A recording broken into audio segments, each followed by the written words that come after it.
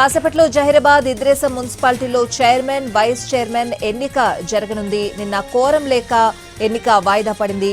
పూర్తి అప్డేట్స్ అడిగి తెలుసుకుందాం. మా ప్రతినిధి శ్రీనివాస్ లైవ్ లో ఉన్నారు. శ్రీనివాస్,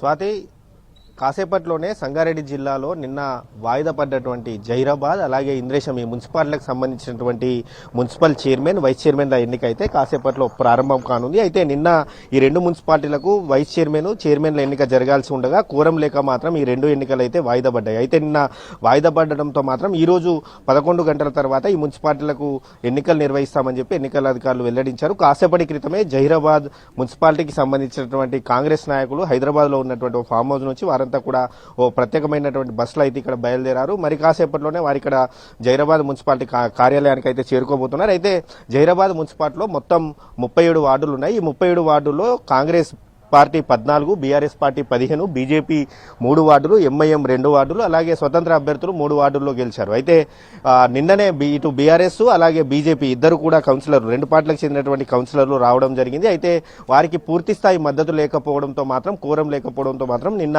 ఈ ఎన్నికను వాయిదా వేస్తున్నట్టు అధికారులు ప్రకటించారు. అయితే ఇటు బీఆర్ఎస్ పార్టీకి సంబంధించినటువంటి గెలిచిన కౌన్సిలర్లు 15 మంది, అలాగే బీజేపీ నుంచి గెలిచినటువంటి 3 కౌన్సిలర్లు కలపడంతో మొత్తం 18కి సంఖ్య చేరుకుంది. అలాగే ex officio vote Zaheerabad MLA Manikrao BRS పార్టీకి చెందినటువంటి వ్యక్తి కావడంతో మొత్తం ఎక్సాఫిషియో ఓటు ద్వారా ఈ జహీరాబాద్ మున్సిపాలిటీని కైవసం చేసుకోవాలని బీఆర్ఎస్ వ్యూహాలు రచిస్తుంది. కానీ ఇదే సమయంలో ఇటు కాంగ్రెస్ పార్టీ 14 స్థానాలు గెలిచింది. ఆ 14 స్థానాలకు తోడు ఆ గెలిచినటువంటి 3 స్వతంత్ర అభ్యర్థులు కాంగ్రెస్ రెబల్సే కావడంతో వారిని కలుపుకొని మరోవైపు ఎంఐఎంకి పార్టీకి సంబంధించినటువంటి 2 కౌన్సిలర్లు మొత్తం ఈ సంఖ్య 19కి చేరుతుంది. అలాగే జహీరాబాద్ ఎంపీ మాణిక్రావు కాంగ్రెస్ పార్టీకి చెందినటువంటి వ్యక్తి. దీంతో వారి బలం 20కి చేరుతుంది. దీంతో 20 సంఖ్య బలం ఉన్న కాంగ్రెస్ పార్టీ దీన్ని మున్సిపాలిటీని కైవసం చేసుకోవాలని ప్లాన్ అయితే చేస్తుంది. అయితే ఈ రోజు మాత్రం ఒక క్లారిటీ వచ్చే అవకాశం ఉంది. అయితే జహీరాబాద్ మున్సిపాలిటీ ఏ పార్టీ ఇటు కాంగ్రెస్ పార్టీ కైవసం చేసుకుంటుందా, కాంగ్రెస్ పార్టీ బీజేపీ పార్టీతో మద్దతు కలిసి కైవసం చేసుకుంటుందా, లేదా కాంగ్రెస్ పార్టీ ఇటు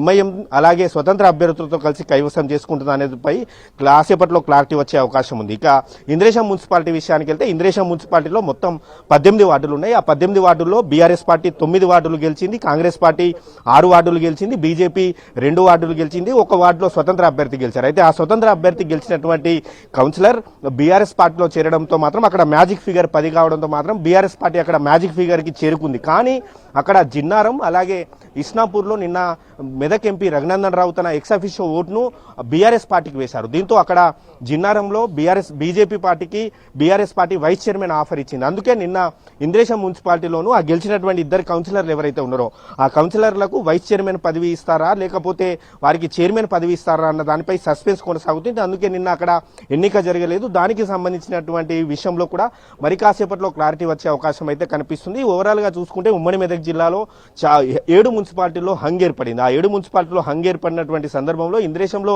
బీఆర్ఎస్ పార్టీకి పూర్తి మెజారిటీ వచ్చినా కూడా పొత్తులో భాగంగా ఇటు బీజేపీ పార్టీతో పొత్తు పెట్టుకోవడంతో మాత్రం ఆ పొత్తులో భాగంగా మాత్రం అక్కడ చైర్మన్ పదవి ఎవరికి ఇవ్వాలి, వైస్ చైర్మన్ పదవికి ఎవరికి ఇవ్వాలన్న దానిపై మాత్రం క్లారిటీ రాలేదు. నిన్ననే మనం చూసాం జిన్నారంలో బీజేపీ పార్టీకి వైస్ చైర్మన్ ఆఫర్ ఇచ్చింది. ఇస్నాపూర్లో అసలు బీజేపీ పార్టీ 1 వార్డు గెలవకున్నా కూడా మెదక్ ఎంపీ రఘునందన్ రావు అక్కడ పటాన్చేరు ఎమ్మెల్యే మైపాల్ రెడ్డితో కలిసి వచ్చి అక్కడ తన ఎక్సాఫిషియో ఓటును వినియోగించుకుని అక్కడ బీఆర్ఎస్ పార్టీకి గెలిపించారు. ఆ తర్వాత నర్సాపూర్లో, మెదక్ జిల్లా నర్సాపూర్లోనూ కాంగ్రెస్ పార్టీ ఇటు బీజేపీ పార్టీ 2 పార్టీలు కలిసి అక్కడ మున్సిపాలిటీని కైవసం చేసుకున్నాయి.